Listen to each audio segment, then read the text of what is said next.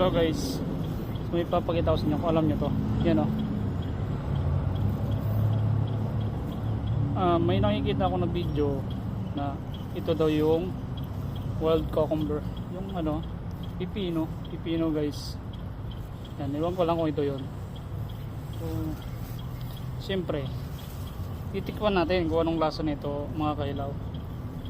Yan, ito yung dahon nya o diba, same lang din sa ano talaga sa pipino. So maliliit nga lang siya.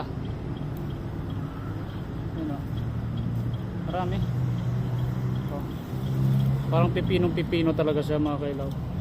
So pa-comment kung anong tawag nito sa inyo, saka kung kinakain niya ba to. Pero siyempre itatry natin.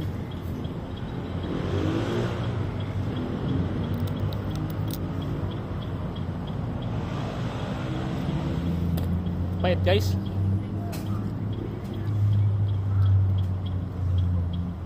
Mapait. Hindi yata ito kinakain guys. Kasi mapait eh. Yan, pag-comment na lang kung anong tawag nito sa inyo. Hindi ko gusto yung lasa. Mapait.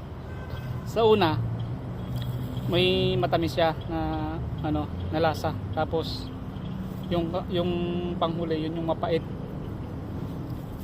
Pero nakikita ko sa mga video ng mga ano, Thailand, ibang bansa, minumukbang nila. Talagang ninunguya nila.